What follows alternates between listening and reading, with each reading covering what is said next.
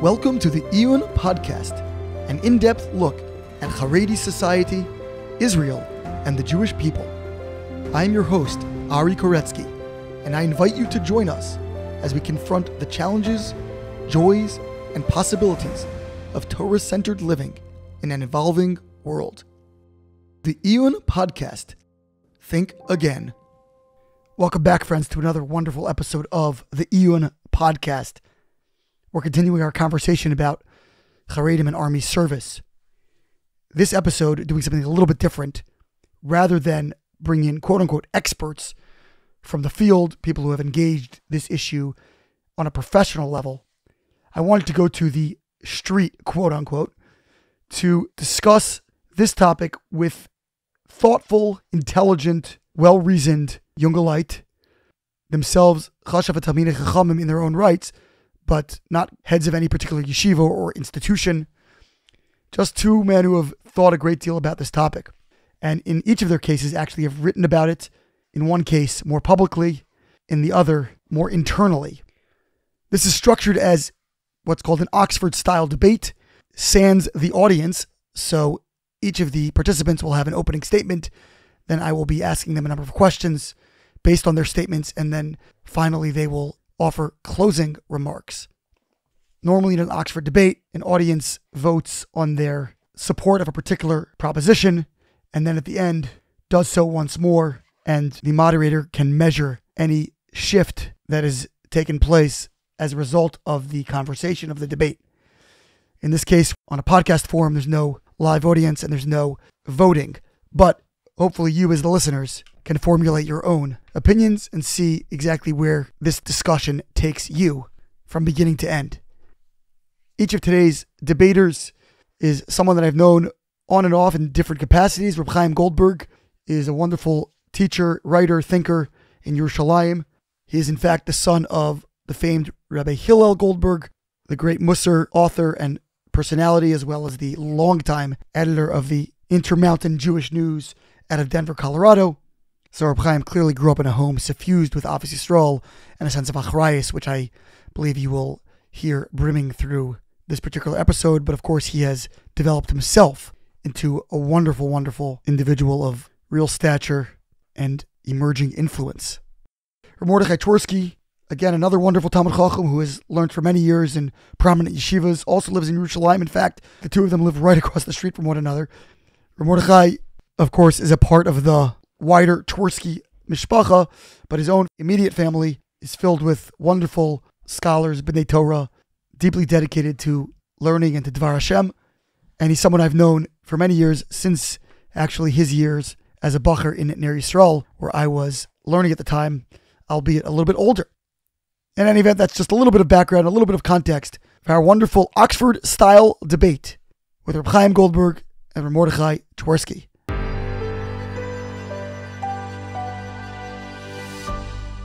As I mentioned in my episode intro, the idea today was to speak with people who are not necessarily quote unquote experts or, from the ivory tower, but those who are a little bit more on the ground within the religious society, Haredi society in particular, and yet who have thought deeply and carefully about these topics that we've been discussing, and in particular, have even written a little bit about them. Chaim Goldberg has written a number of articles, blog posts, and Mordy has written in a more, not in a public fashion, but some private kuntrasim, some private monographs for kind of internal dialogue among various interested parties. And so these are two people who are, on the one hand, quote unquote, regular people on the street, so to speak, in Haredi society, but at the same time have thought very, very thoroughly about the topics that we're discussing. This is, as we described it, a quasi-Oxford-style debate, which means that I'm going to advance a proposition, and we are going to have a pro and against, for and against positions. Chaim Goldberg will be taking the for, and Mordy Twersky will be taking the against or opposed position. We'll begin with each of them advancing an opening statement, a 5 minutes and 5 minutes only opening statement. I'll be timing each of you This is a Jewish podcast, but not in that way. So I'll be timing you. And after that, we'll segue into questions and answer, both questions that I will direct at each of you as a moderator, but also you'll have the opportunity to query one another. And then we'll conclude with a 2-minute closing statement. There is no audience voting, and that is why it's only a quasi-Oxford style debate. It is not an actual Oxford style debate, but the audience is all of you listeners out there in an informal sense, each of you considering whether or not your minds have been changed or you have been moved in any way or the other. And so with that, the proposition is very, very simple. The time has arrived for many more Chareidim to begin to draft to the army. The time has arrived for many more Chareidim, and we're speaking here at this point in time about young men only, or men only, to begin to draft to the army. From Chaim Goldberg, you're on the clock, 5 minutes to support this resolution. Thank you, Ravari, for having us on the podcast and for encouraging these conversations generally. I'm going to make 4 brief points, and hopefully we can expand on them as we go along. Number 1 is regarding, those Bachrim that are learning only part-time, or maybe even guys that are not learning at all. So clearly, many of these stated reasons, Shevet Levi or Torah Magnum Matzlah, fear of becoming irreligious or not Haredi, as many of these guys are already on their own type of journeys. Those don't apply, and most fundamentally, we also have Rav Shach Zatzal already in the 80s saying that these guys should not be enlisting yeshivas to dodge the draft. And there should be some framework created that's suitable for them. Rav Steinman said similarly. And just a few months ago, as I understand, Rav Moshe Hillel Hirsch also said similarly. And if it's so critical that we listen to our Gedolim, so my question is, why is the community not coming in wake of these and pushing and creating a framework that is appropriate? Are we picking and choosing from what the Gedolim say? Was it not really meant? Is there some sort of double talk? Something in this picture is concerning. Number 2, even if one goes through all the Makoros and for whatever reason you come out suggesting that this is not a war that we need to fight in, it's not a milchemes mitzvah, it's not a this, it's not a that, one way or the other, at bottom we're left with a question of civic duty, which we might call dina de malchus adina. People are choosing to live in a country that has great needs, in a country that has existential threats, enemies attacking, and there's a draft. And on what basis do we live in a totally different reality of civic duty, where other people have obligations that are equal upon everyone, and there's a group that does not. A third point is the major concern of secularization, and I think there's a few subpoints in regards to this, where number 1, the army is totally different than it was 20 years ago. 20 years ago, certainly 50 years ago, but 20 years ago, you had a commander who referenced Avinu Shebashamayim before a battle, and he was officially reprimanded. Today we've all seen these videos of full-on Kabbalas Omachu Shamayim, Shema Yisrael, Shemu Elokim. No one is being reprimanded. The atmosphere is completely different. That obviously is not a complete solution, but it's important to note, and it makes a difference. We've also seen that there's clearly a possibility of creating frameworks that meet the needs of frum soldiers. The Hesder model has proven itself over the last 50 years. Many of those lost in this war from Yerucham, Har Tzion, were great talmidei chachamim, guys that learn in yeshiva, they serve in the army, they go back to yeshiva, and we discuss this maybe more later. But there are many in the Dati-Leumi community that become not religious in the army. They're by and large not from the Hesder model. And the importance of that is the fact that a model can be created, and it doesn't need to be the same one. And I was pleasantly shocked when I read a few months ago about Carmi Gross, who I understand was on the podcast last episode, who came and created a whole different model for the Haredi community. There was different needs, different demands made of the army, and a totally different framework. You have guys, though, from mainstream yeshivas not going off the derech. They're learning seriously, and they're contributing to the army. And lastly, a fourth point, where it's not directly connected per se, maybe to who's serving the army or not, but I think is a critical part of this discussion is distortions of Torah. Unfortunately, tragically almost, I've seen great Rabbanim say things which are just complete distortions of the Torah. The whole concept of Shevet Levi has been radically twisted. Torah Magna Matzla, if people are really taking it seriously, how is Bein Hazmanim the same Bein Hazmanim as it is every year? How is it that people were going around collecting on Shushan Purim when their actual day of Purim was regular Purim? And Shushan Purim is also just like every other year, just a day dedicated to collecting. If you can just throw out a day of yeshiva for that, surely a day of yeshiva could have been thrown out for helping the farmers. These are the questions that I start out with. Thank you very much, Chaim Goldberg.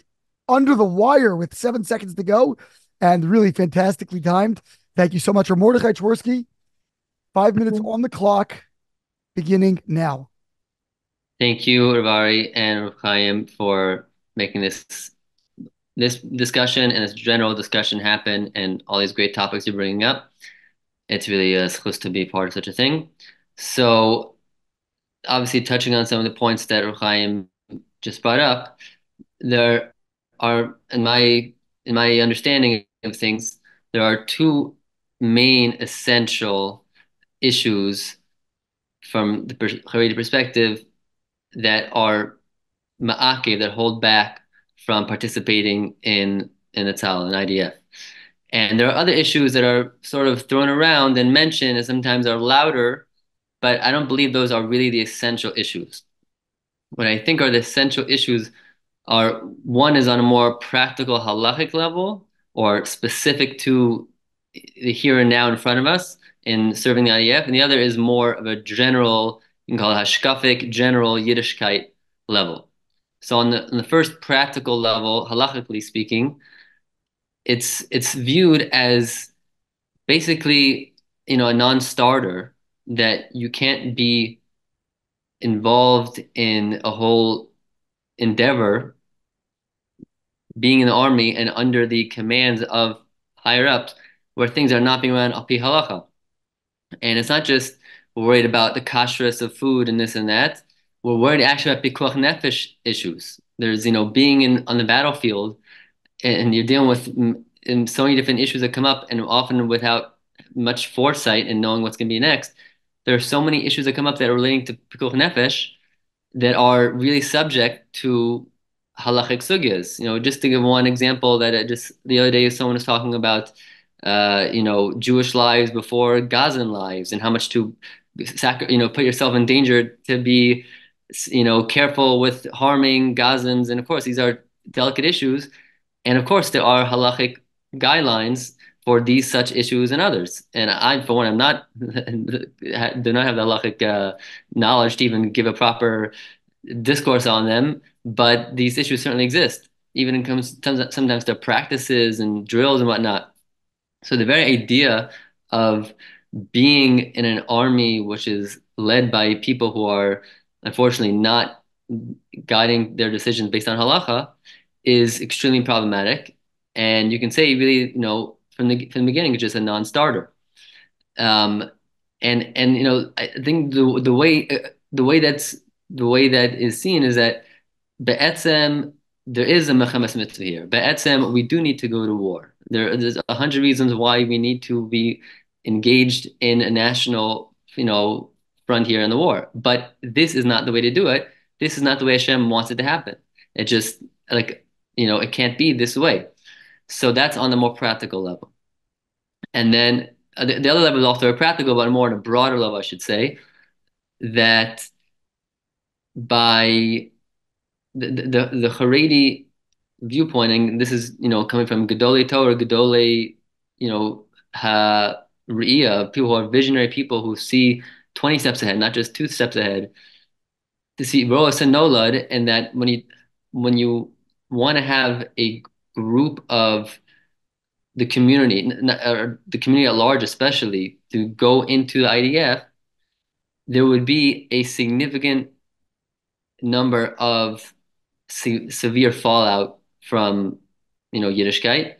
Not necessarily all of them are going to be porik ol and this and that. And we're not talking about because of necessarily directly anti-Jewish, anti-Torah values. That's part of it, but much more just the general atmosphere, which especially for the Haredi, mindset, Haredi upbringing is totally counter to what they're used to. And they're not used to any of this external, everything from the outside world. So that presents a major, major threat, because we're not just talking about individuals, we're talking about on a societal and communal level. And it's a matter of pikuach nefesh ruchani. There's a major pikuach nefesh gashmi here. No one's going to argue on that. But there's just a great, if not more so, pikuach nefesh ruchni of the lives of many, many people who would be at risk of whether losing the Yiddishkeit fully or very severely in many ways. And therefore, it's seen as basically a Yahar Val Yavor type of situation where, again, maybe there would be a chiyuv. You can find maybe multiple chiyuvim why you should go, but there's Gimel Chamuros. There's a Kol Torah Kula telling you can't go, and it's Yahar Val Yavor in that sense that even though it's Pekuach Nefesh, but we can't do it. So those are, I think, what I believe are the two essential reasons. Both practically, you're going to be, in halachic situations that are not being guided by halacha, and the general, chash of real chash of pikuach nefesh ruchani, and the other reasons that are thrown around, whether it's Shevet Levi or these, without going into all details now, I believe those are not really the essential reasons that are really holding people back. Those are more marketed, so to speak, for good reasons, perhaps, as some of the big things. They're why we believe in Torah, we keep Torah, we learn Torah. That's going to save the world. That it boosts the youth. It's better for their morale instead of tempting them to go and maybe there's something else out there. No, this is what we're going to do.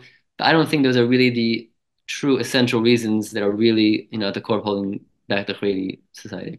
Thank you very much, Mordechai. Okay. Thank you both for these wonderful opening statements. And now I'd like to jump into questions. I've been taking copious notes here and jotting down my own questions that I hope you've been formulating some of your own. Chaim, let's start with you. In your opening statement, the first justification you raised to promote our resolution was that there are many within the society, within the Haredi society, who are not the full-time learners, not Tarasim, Nasam, and so forth. And therefore, many of the reasons that are bantied about, Torah Magdu Matzlah, or whatever it might be, don't apply to them, Shevet Levi, and so forth. You also noted, you slipped in there that the issue of religious slippage, so to speak, also should be less prevalent or less of a threat to those people. But one couldn't wonder whether that's just the opposite, that those people are at the greatest risk of religious hemorrhaging, and it's specifically those people that need to be shored up, so to speak, and not be entering a threatening or unfamiliar framework to their Jewish upbringing. So first, let me clarify my point about the secularization and the reasons why, or the ways in which we could approach it to make it less of a concern, and it will always be a concern. Don't get me wrong. I think there are ways to approach it to make it less of a concern. That was said, generally speaking, not specifically regarding those who are not in yeshiva full time. Again, really from the Torah perspective, I think the genuine approach would be that those that are Yirei Shamayim, those that are the most, the learning the most, should be the ones that leading the way in a war. But practically, that's obviously not where the Haredi community is holding today. So we're discussing the ones that are not learning full time. Your question is a good one. In terms of those guys that are not learning full time, and perhaps their frumkeit is already a little bit weaker. So I'll share. I have a nephew who grew up in the Israeli Haredi system, not the open-minded Ramat Beit Shemesh, Haredi, the Israeli Haredi system, full on. And after 7th grade, no secular studies, etc. Today he's in IDF in the Haredi unit. So he grew up in that system. He's still a Haredi in the Haredi world, obviously a different part of the Haredi world. And he's told me he knows, a lot of these types of guys from different areas, and so many of the things he says, which people are concerned that guys will do if they end up in the army, they're already doing them. And if anything, he says that the guys that he knows that came from that type of place that went into the army, they came out in a better place than where they started. So I think there's I don't think there's a real honest reckoning with how are we doing by those guys that the yeshiva box is not fitting for them. It's not like that we're saying the army is not the right place, but we're giving them great other options instead.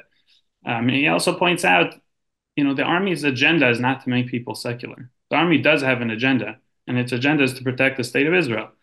It happens to be that there are people there that are not religious, and so they might throw out, anti-religious comments, or it might obviously won't be as supportive religiously as an environment as a yeshiva.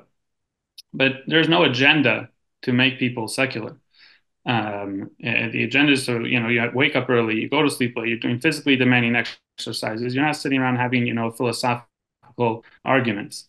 And that's regarding, those guys. And even the guys that are strong. I mean, for anyone, I think there's a certain element here where there's a certain, deep indictment of a Haredi chinuch if you come out of 20 years of yeshiva, and we're so confident that you're going to become not religious, once you're put in a not religious environment. Obviously, it's a challenge. Obviously, it's a challenge that needs to be, prepared for, and there is deep concern, and you see that it can have that effect for many people. But I think that's just a sign to point to deepening the chinuch to be able to meet that challenge instead of running away from it.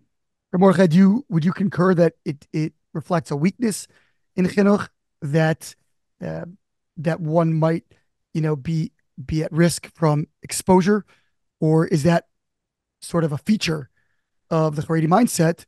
Is that yes, it is a dangerous world, and we do need to take measures to avoid difficult encounters to the degree that we can.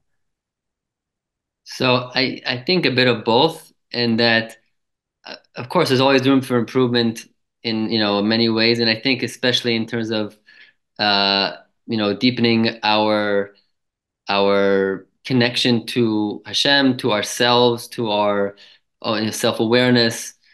There's definitely more room, I think, in the chinuch world, including the Haredi world, to be getting more anchored in our it's like connection to self most of all, and to be able to live in different environments that are sort of out of our comfort zone, and be able to comfortably and productively connect to different situations we're in without being always so threatened.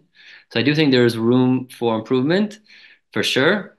At the same time, I think it's a bit of a catch-22 to some extent, in the sense that one of the pillars of the Haredi society and worldview has always been that we need to be basically as pure and separate as we can from the outside world, and only more so over the past century, where there's so much going on, and such rapid pace and technology and everything, and so much craziness, and it's a mabul, and we have to have our teva to be cloistered in, to be protected in.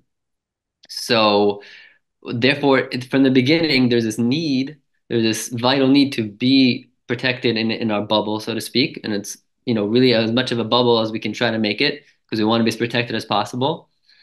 And so, like the kid who is, always protected from all sorts of germs, his immune system is very weak. And as soon as he's exposed to anything, he all of a sudden, picks up the virus and whatever it is. So there's something healthy about being less protected, if it's done carefully.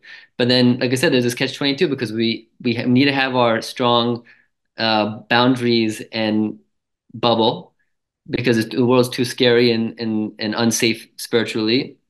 But then at the same time, you're making things sort of worse, but in the sense that you're going to have to go out there one day, or to some extent, you're going to see the world to some extent. So you're not going to be prepared, and it's a bit of a catch-22, like I said. So I think on the one hand, yes, we do need to work more from an early age, and certainly, middle school, high school, etc., to really work on self-knowledge, self-awareness, and of course connecting to Hashem through ourselves, and that will make us much stronger. At the same time, it's not a simple solution to then say, okay, great, now we can go relate to the outside world however we want and for anybody. And I'm just going to add one more point here, that a big part of this whole difficulty is because we're dealing with not just individual bubbles, but a communal bubble, because it's, we're all in it together as a community. Once you start, you can't just be so, individualistic and say, even the strong guys can do these things because we're all in the same boat. Once you see he's doing this and he's doing that, so then it's gonna collapse basically. It's the chain is as strong as the weakest link. So we have to worry about the weaker guys, and the guys who might be able to handle more are gonna have to hold it in, because we can't let all the weaker guys follow them and fall off the cliff. So I think that's the big part of the struggle of having to contain the whole society, the whole Haredi society, in such ways that are sort of stifling and maybe preventing some productivity from happening. But we're sort of stuck because we can't let the walls down. That's, Chaim? I think, the big part of the struggle. Any response to that, Chaim? So I'll say a couple of things. One, relating to the teva, mashal, needing to build a teva to protect from the flood around us. So one of my rebbeim was I remember one of the most memorable moments of my time in yeshiva, opened my eyes to really look at the world in a different way. He said, you can have the teva mashal or the lighthouse mashal.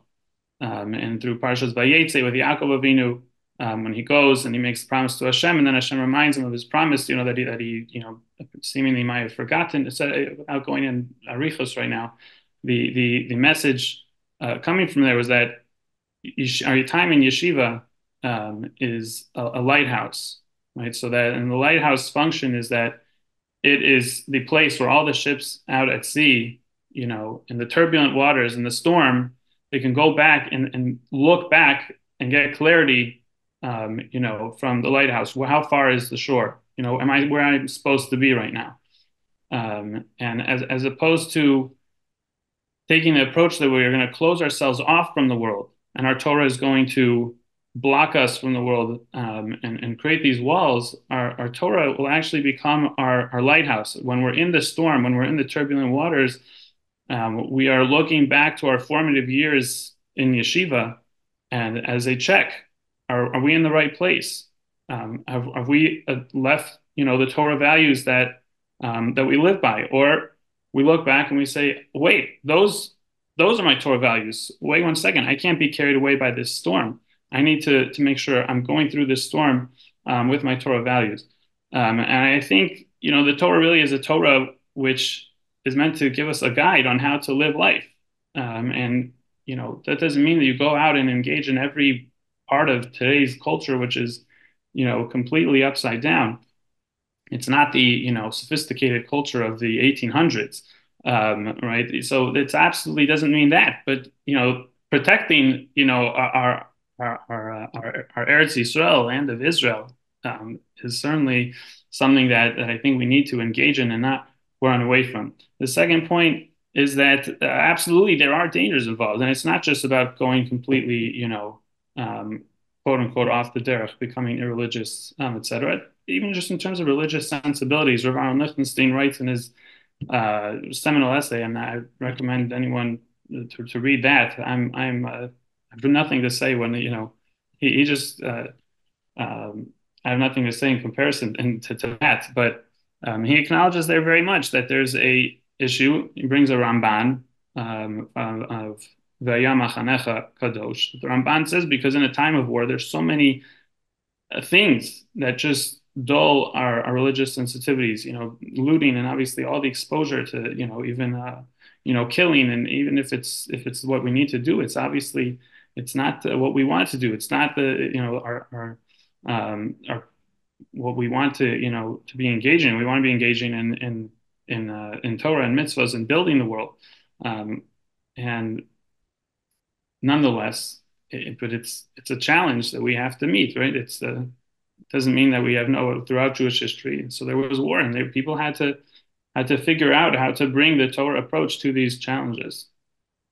Very nice. Reb Chaim, I want to stay with you and move on to a different point, because your second argument was that of civic duty, which is a wonderful phrase, and actually the tagline of the entire Iyun Institute, which sponsors and promotes this podcast, the Iyun podcast, is Charedi responsibility.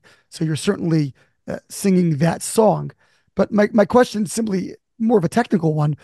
Did you intend to make the argument that there is sort of a formal obligation of Dina de Malchus Adina when it comes to conscription of the army, in the sense that, well, this is the law of the land, you have to follow it? Because if that's the case, I mean, one could argue back that, well, it isn't actually the law of the land, because at least until now, there's been a legal framework for Chareidim to defer from the army. And so the real politic has conditioned it as such that this was just fine to follow along and not participate on that level. And even now, there's no formal exemption in place, but there's still this in-between period where the conversation is happening and sort of this no man's land right now. So I'm just trying to clarify, did you mean Dina Malchus Adina in the formal halachic sense, or did you mean that in more of a metaphorical fashion? So yes, I mean, you're right. Certainly, I mean, people have every right, politically to create whichever realities are accepted by the government. And yes, in fact, I mean, presumably, we would not invoke Dina Malchus Adina in its literal, halachic sense.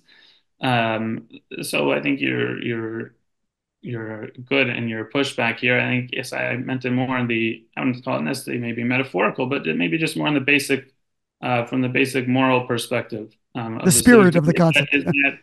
Is that a part of do we want to push for that, circumstance where we're exempting ourselves? There's pikuach nefesh here. There's etzelos nefashos. These are, some of the greatest acts that one could do for the Jewish people.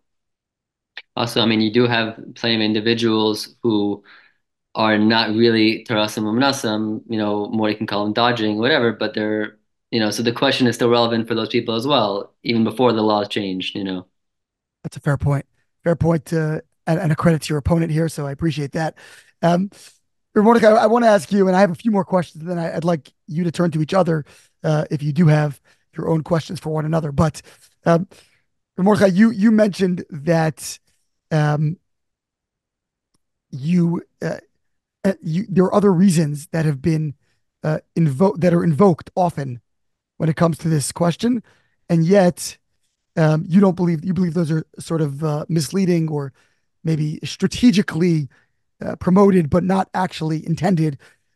Can you just unpack that a little bit? What are some of those arguments, and why do you think they carry greater weight on a public relations level, let's call it, than some of these more essentialist reasons that you've outlined?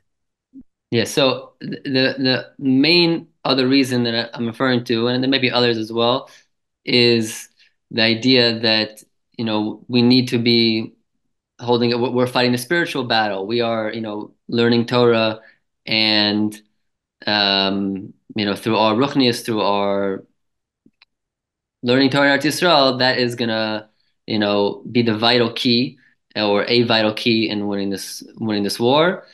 And that you can't take us away from our yeshivas, because that's, it can take away any chance of success, etc. So, there are a number of different arguments you can make against that, and have been made, and I'm not going to go into those right now unless we want to here. But I think the the reason why this is generally more, I don't know if it's always more quoted and spoken about than the others, but it is often brought up, even though I think it's not really the essential reason, like I said, because there are a lot of questions you can ask about that, is public relations not so much for the outside, out of Haredi world, within the Haredi world. And like I said, mainly, again, this is more of a theory, but mainly for the sake of the younger generation who is always the greatest concern of being influenced by the outside world and looking to see what's out there across the fence.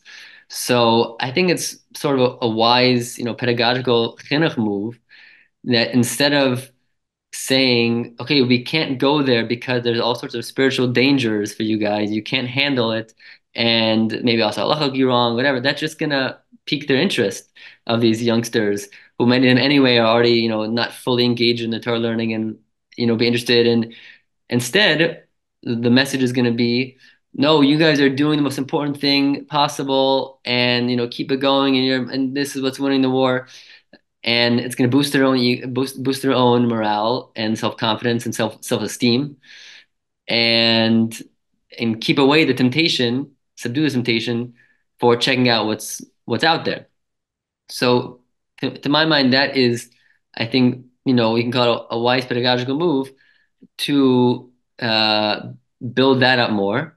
And now, to be honest, I don't think everybody necessarily is fully aware of that. In other words, these ideas sort of become developed into the full truth and the lechatchila truth, and the sometimes by creating a bit of a, I don't know, fully fabricated but a bit distorted of a presentation of the picture, so it becomes part and parcel of the actual hashkafa, and it's no longer or it's not going to always be understood by everybody that really the Sheva Levi idea isn't fully relevant here, and really these other reasons are.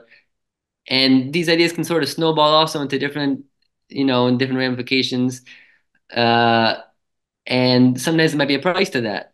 But I think it's all part of what the Haredi instinct feels is necessary. And certainly, from coming from higher authorities within the Haredi world, is that we have to have these protective walls to keep the youth, especially, away from from the spiritual harms out there, and that which would befall them if they would join the IDF, certainly on a societal level.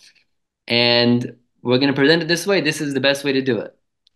That to me is what is basically the mahalach in the Haredi society. I'll just note though that it's a fairly cynical interpretation, since that you're essentially accusing those that are promulgating this, and maybe not, okay, maybe it's filtered down so that people don't understand it, but certainly those who are very prominent in the Haredi society are advancing this particular argument, very, very frequently and very forcefully.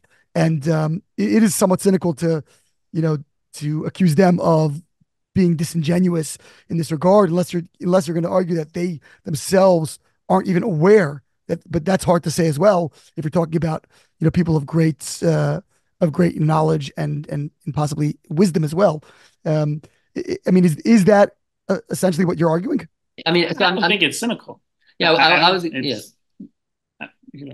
I was just gonna say two things. One, to me, I don't view it as cynical. I view it as, like I said, it sounds a bit distorted and a bit you can say disingenuous, but it's coming from a place. Again, it's a theory that I can't speak on behalf of everyone or anyone, but if going with this theory, if this is relevant to the extent that is relevant, it's coming from a place of, we care about our youth, and they're doing it for the what they see as the best reasons, because this is the best way to, in this very tricky situation we're involved here in, very murkav, very complex, and this is the best way we see to do it.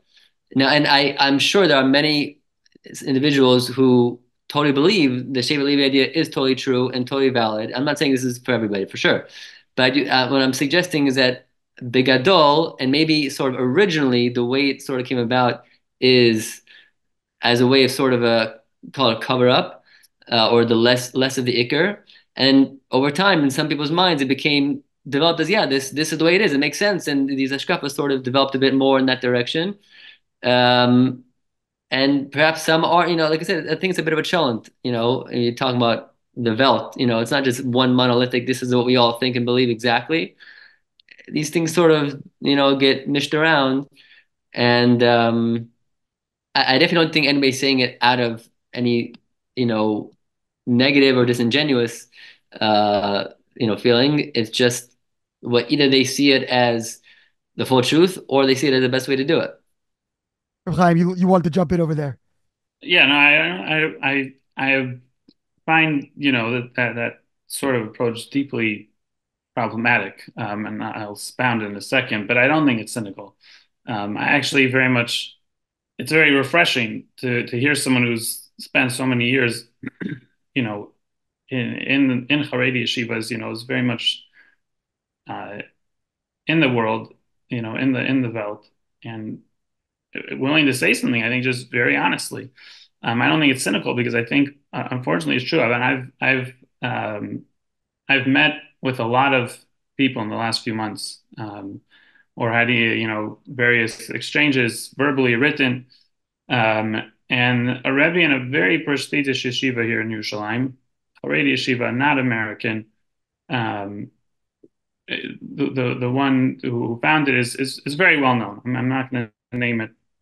In the great tradition of a Haredi society, we will not name the names. But I'm not going to name it. And he basically said this as much to my face, and there was a very disturbing incident regarding what someone in that yeshiva had said, and I asked if I could meet with him to discuss it, and he said, look, what am I going to tell you? The guys, and this is again a top yeshiva, he said the guys, they want to go and fight. Is that they see what's going on, and they see this war, and they want to go be a part of it. And we need to be machazik them, to learn. We have to give them chizuk. We have to tell them things that are going to, make them want to stay in yeshiva, to make them feel that this is really, what's of the most value. I mean, and I'm as I said, it really pains me. It hurts me to hear this type of argument, because I think it's more of an indictment than anything I really thought of than previously, because it is, I mean, as you called it, cynical. As I think it's just it's willing to use Torah in a distorted way to advance something else, which by definition, then we're somehow crossing into a territory where it's not clear if the agenda we're advancing is Torah, or if it's some other cultural, sociological community that we've built, which is, sort of adopting more of a cult-like quality than a continuation of our Masorah. Yeah. Yeah, I mean, I happen to believe that there are many people that certainly strongly hold of this concept that the Torah is what is fueling people. I think that's certainly the publicly held view. And again, I'm not here we're going to have another episode where we actually get into that exact topic from the Makoros in Chazal to determine the veracity of that view. But I do believe that many people certainly hold of it. But Mordechai may be correct that some people might be marshaling it as a cover for other. I'll point out, I think what he's saying is true. Is that I mean, someone else did the legwork on this, so I can't point it off the top of my head. But from what I read about someone else, and they brought up a few examples or whatever, the opposition in the early days of the Medina was not stated in this way. It wasn't about that we need to learn in our Torah text. It was just a straight up opposition, to anything to do with the state. And there was none of this sense that we're taking part, and we're, a part of the effort. And that wasn't present for like the first, whatever it was, 20, 30 years. It is something of a bit of a more of a recent insertion into the discourse. As we're describing some of these, the relationship to what Rabbanim say and how they're framing the messaging to the youth, as you put it. Rabbi Chaim, you talked, your fourth and final point had been about distortions of Torah. And, my concern there is, at what point do we stand in judgment of people who seem to be great talmid chachamim and certainly should be, and I would believe are aware of perhaps the counter arguments or the other possible framings of certain Mamari Chazal and so forth. And yet you're labeling it a distortion of Torah. How do we make that judgment rather than deferring? And we will discuss this in standalone episodes as well. But I'm curious your take on this. Why you're comfortable making those judgments to make such a strong statement that something might be a distortion of Torah, when seemingly many great talmid chachamim might be embracing that particular perspective. So there's a fundamental issue here, which kind of lies a little bit at the heart of even the fact of this discussion taking place, which is who should even be discussing it. And there was a recent piece in Mishpacha, really pushing very strongly that no one should be discussing it. Only the Gadol Ador, is only in his territory, etc. And there are really a lot of makoros. There's a friend of mine who gave me a list. I'm happy to share it. In the Rishonim, in the Achronim of Chaim Goldberg, Moshe Feinstein, Tosfos, others, that there is an importance to asking questions, even questions on Rabbanim and Rabbanim Gedolim. Obviously, this is something that needs to be done with respect. And obviously, it doesn't. I don't mean to say this. Also, I'm reluctant to mention names. And in my Substack where I share these exchanges, I don't mention names because that's really not my point. But I think there is a critical importance to discussing the ideas, and talmidim should be asking questions and should be welcome to ask questions, and the questions should be engaged with. There's also an element, of b'makom chel Hashem in cholkin kavod l'rav. I don't think that's a license to just vilify or speak disrespectfully of a talmid chacham or of a gadol. And so again, all this needs to be done with respect. But it certainly means, I think, that when one can ask questions and take issue with the presentation of a Rambam or a Mamar Chazal, which is just either, again, in the case of the Rambam, I think is just completely not. You look in the Rambam, it's just not what's there. I'm happy to discuss more in depth. It's in, some of it's discussed in that article I wrote. The case of the Torah Magnum Matzah, of course, we believe that Torah protects and Tefillah protects. These are critically important values to any Jewish war. The question is to what degree, and the other question is the way that we're living life really reflecting it?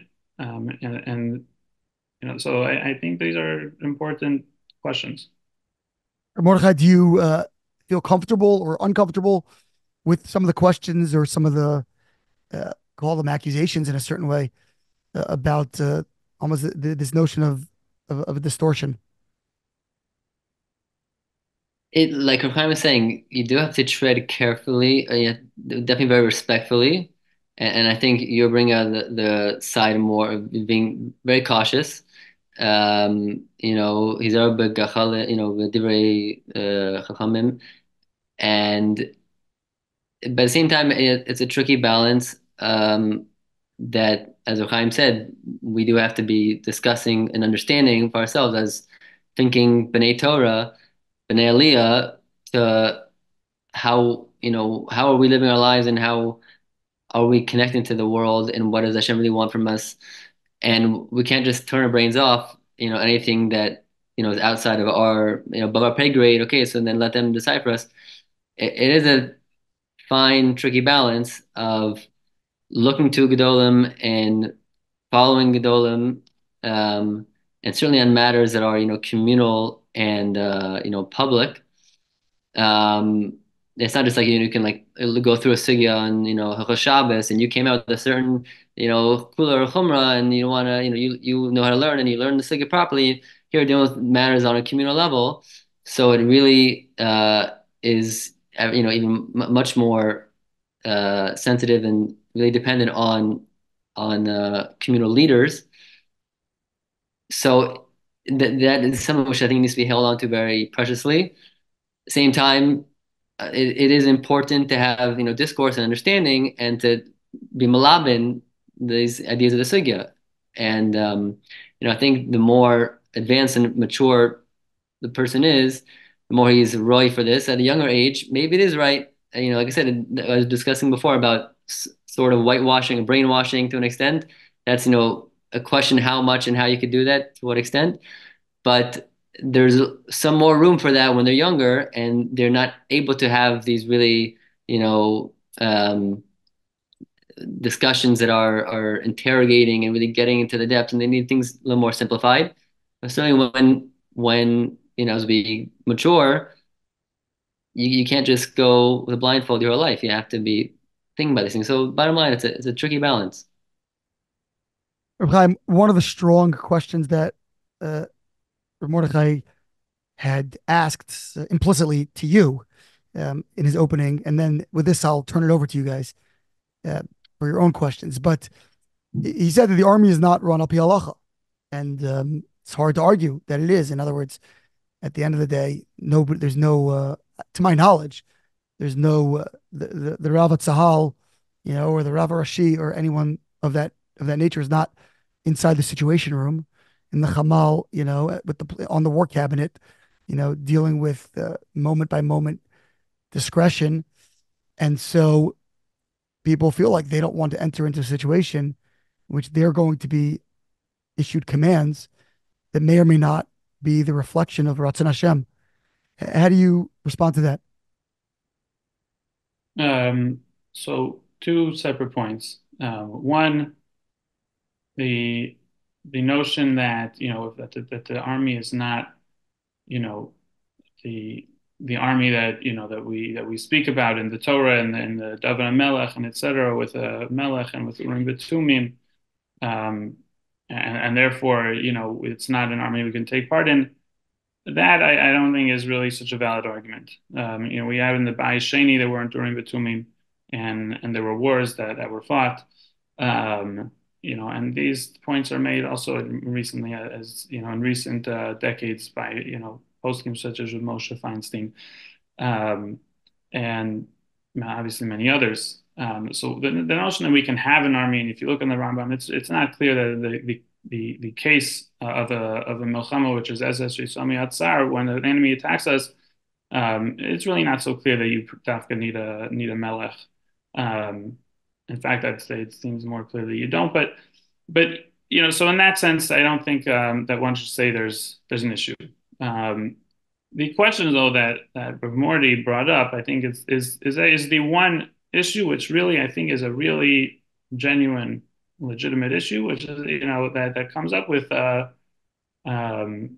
situations again of like real pikuach nefesh, where there's real calculations are being, if we so to speak talk about an algorithm, so if you had a melech who is being accompanied by a navi and etc., and the approaches and the war plans are being made on that basis, so the algorithm is going to quote unquote is going to bring out an approach which is in consonance with Torah and halacha. And if you have the secular generals making those decisions, so the algorithm, so to speak, is going to potentially bring out an approach which might not be in line with Torah and halacha. And they're already, I think, we really do have a serious issue. And the questions again of like kosher and minyanim, all these things can be easily worked around. But this is an issue which is not easily worked around at all. The only thing that bothers me is that I so rarely hear it being brought up as an issue. I think it's one of the most legitimate concerns, and I rarely hear it in all the conversations that I have.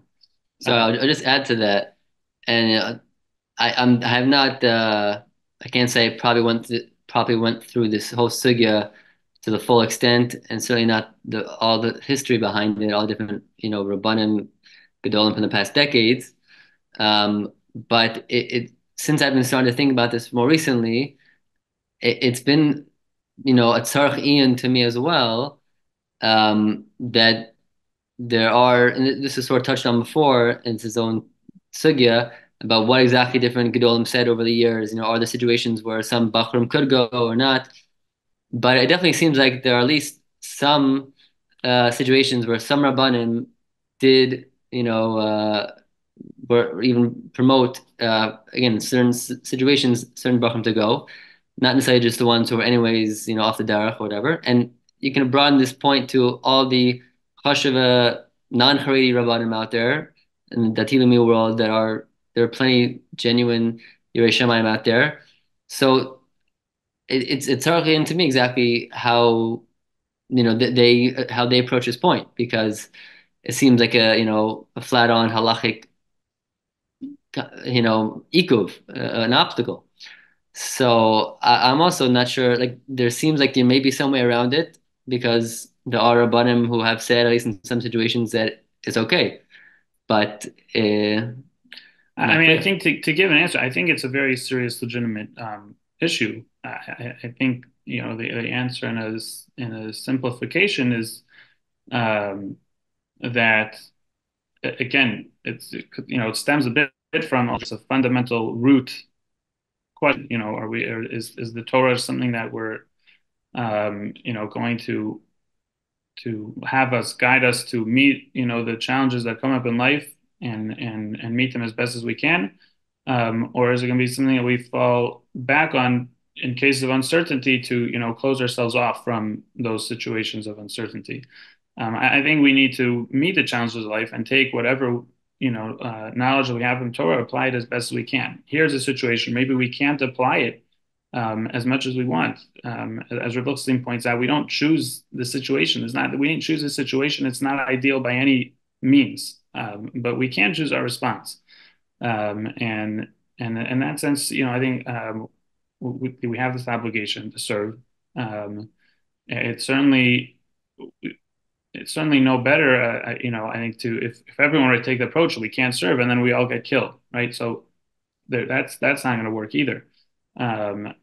So there's, and I think also in terms of netto halachically, the Rambam talks about this. Enemy comes to attack. There's a mitzvah to go out to the war, and you follow the one who leads you out to war. I think there's, I think that the basis is that you have experts in military warfare, and they guide these decisions. You have to follow the expert in the field, similar to how you would go to the doctor who's the expert in his field, and you follow his advice and his opinion whether to fast on Yom Kippur.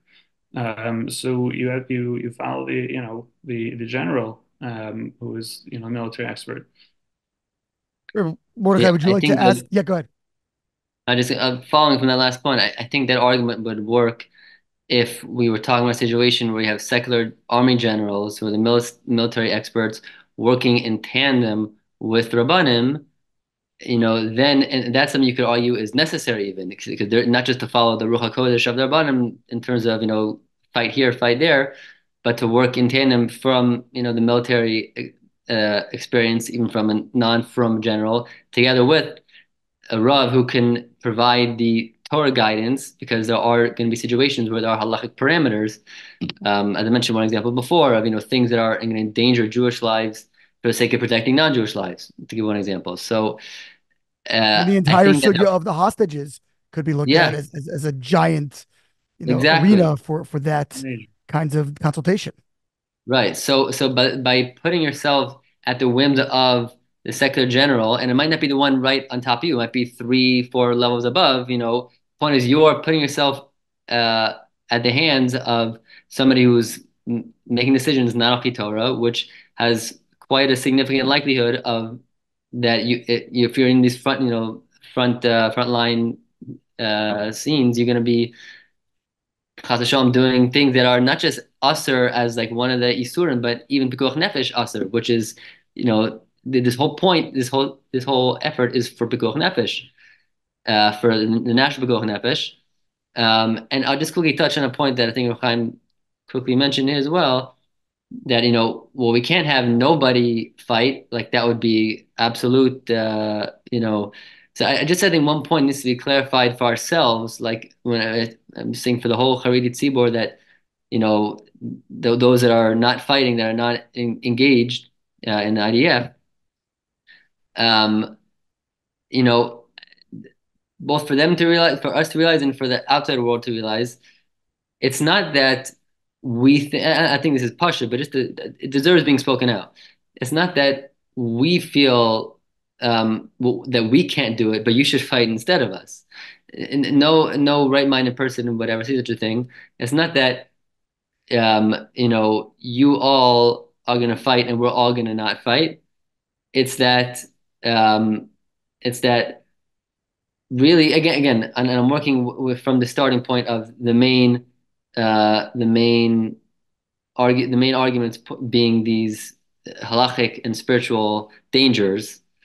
If you believe that really the Sheva Lev idea is the Iker, then okay, then you feel that you need to be doing this. But going with this premise that the main factors are the spiritual halachic dangers in the army, it's not that Chareidim feel, okay, so you guys do it and we need you to fight for us because otherwise we're all going to die.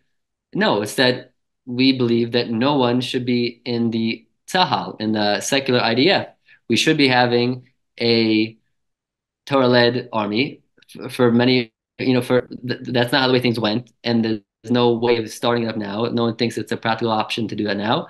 So we're stuck in this very wacky, ironic, and strange situation. Sometimes, as Mark Twain said, how does it go? That real life is stranger than fiction. So we're in a very strange situation where we have a large part of the population of the Haredi society is just sort of sitting back and being offended by their brethren. But it's not that they're saying, okay, you guys take our place. Really, Lashita Seinu, no one should be doing this. And, we should be having a firm army, and it's not. It's a very strange situation, but that's the way it is. And I think it's important, to realize that it's not that anybody's putting anyone else down on a lower pedestal. It's that we have these principles that don't allow us to do this. And really, we feel you shouldn't be doing it either, but okay, you're doing it. And it is also a matter of, having that, like, this is maybe another point, but it needs to be spoken out as well, that there needs to be an emotional sensitivity and awareness that others who feel differently and are engaged in the army, it pains them, it only exacerbates their difficulty of being in the army by the fact that other Haredi brethren are not doing that.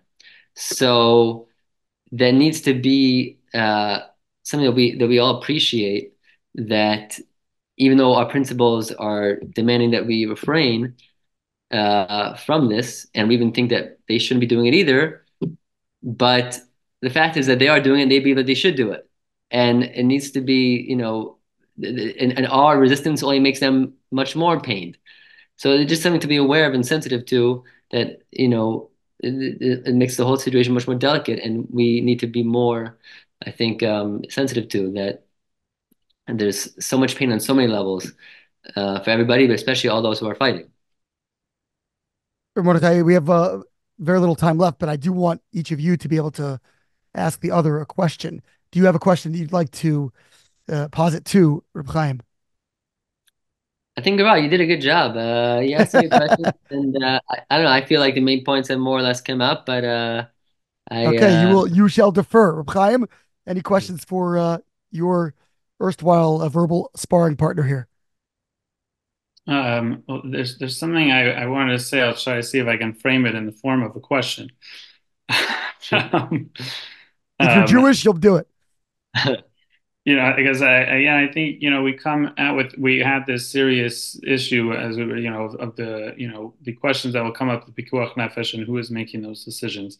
Being that this is, again, I think we come out, there's the question is, are we going to engage in these challenges and meet them as best we can? We didn't choose the situation, but we can choose our response. Or are we going to to choose what I find to be the moral response, or are we going to avoid the situation?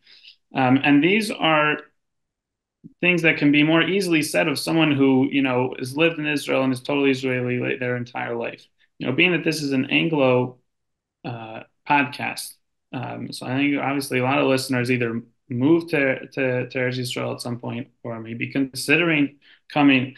And my question would be is, how can someone choose to come to this country knowing that they're going to intentionally avoid this element of service and defending the country alongside their brethren. And I think you can take the question further. Anybody who's already living here, even all the people who've been living in Mea Shearim, your fifth generation Yerushalmi, why don't they have to get up and leave? And Rabbi Yitzchak Yosef famously said that they should do so, and that of course sparked an outrage. But that was referring to if they'd be drafted, right? If they'd be drafted, right? But you're making that you're arguing that point. And I'm saying, I think, if I understood you correctly, that just assuming that they weren't even without being drafted, and just by staying here and avoiding it, Kavachomer if they'd be drafted and required, but even just by avoiding the draft and staying in our own bubble, so you're essentially relying on other people, and you feel that it's wrong, that as I said before, that they shouldn't be doing it either.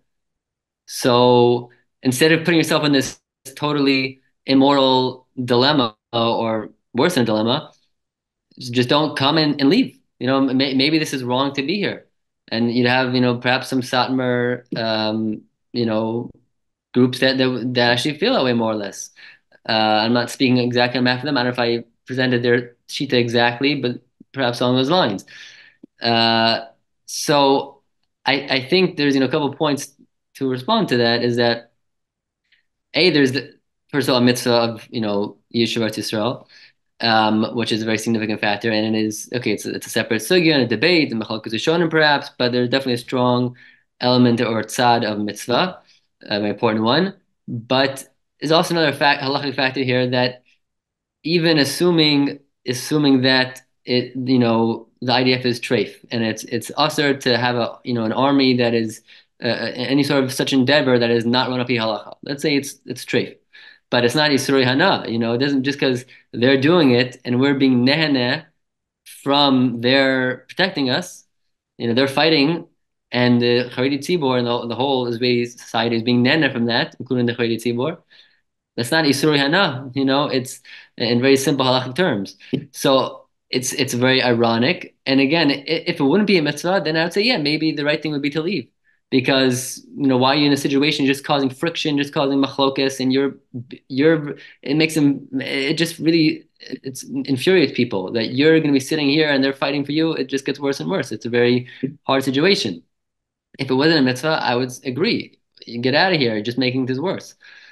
But because it is a mitzvah, and there's not just the mitzvah on its own, there's also, I think, there's a feeling of doing things right here in Eretz Yisrael. And even if we're not going to get fully involved in the Knesset and whatever, but we want to make a presence as much as we can to build up Eretz Yisrael the way it should be. And again, on a very basic level, it is a very important mitzvah.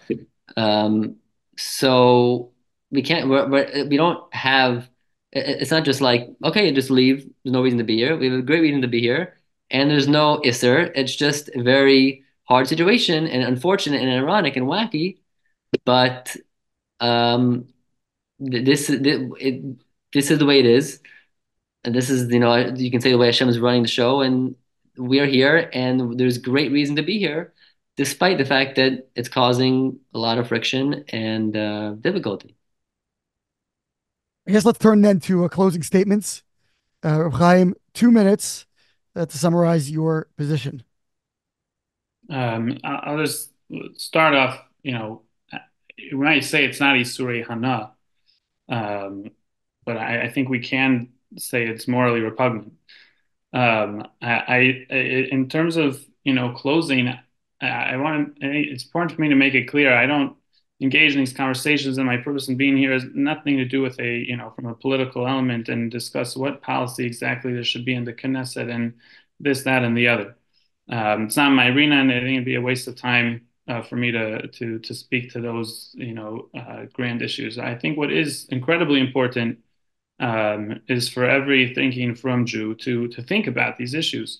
They're incredibly important issues, as we've talked about, issues of pikuach nefesh, issue of some of the most basic, moral duties we have to our fellow Jews. And anyone, who's eligible to serve and is not serving, I think, should be engaged in this question, and maybe they'll come out with the correct answer for them being not to serve. There can be certainly the outcome, but everyone should be asking, why am I not serving? Is it, what am I doing instead? Does it justify my not serving? I'll throw in there a little tidbit. I actually just recently enlisted through the IDF Shlav Bet program for us old geezers, in the Haredi world that didn't serve earlier. I couldn't engage in all these sugyas and conversations and realize, well, what am I doing? Where am I? If someone is raising a family, and they should certainly be asking, how are my kids being raised? With what values? Every community will have its flaws, for sure. And am I okay with one of the flaws in my community being, a potentially deeply moral dilemma of, being here and being protected and defended by others while we live a regular life? And even if we value, those who are protecting us, are my kids going to end up with that from their chinuch, or are they maybe even going to not even value and respect those that are protecting them?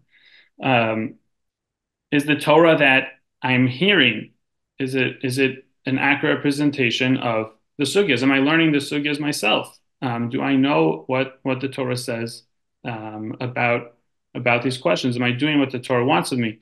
Do I know if someone is for sure raising their kids in the Haredi world? Do I know all the options that exist? Do I know what is mamachti Haredi? Do I know about the Haredi Hesder yeshivas? Do I know about which yeshiva ktanas also has secular studies that will value B'nai Torah in the workplace and not put them down? People need to be asking these questions, thinking about these questions. And that's really what I think is most important. Whatever the outcome, they come out with. Mordechai, bring us home. So to sum up the ideas of why Chareidim are not involved in the army, I think it really goes much deeper than just this particular issue of the army having these spiritual threats, halachically, general ruchni wise. I think what really underlies these specific concerns is something which lies at the root of being Charedi, as in Chareded Dvar Hashem, to tremble from being over on Dvar Hashem, and that's something which is I think a deeply instinctual essence of the Haredi soul, and therefore it's something which is comes in all different ways, of course, not just in the army. It applies to the workforce, secular education, technology, all different things.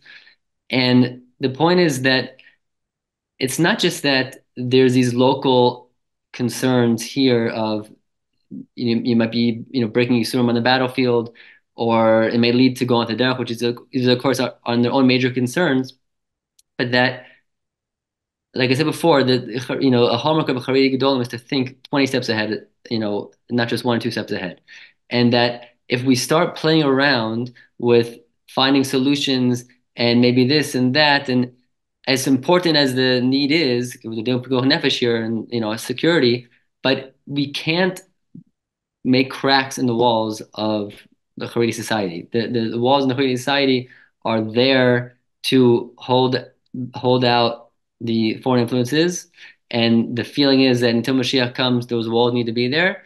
We can't start making little windows and little cracks and this and that. because once you start doing that, maybe today will be okay. By the next year, by 2 years, by 3 years, the walls are gone.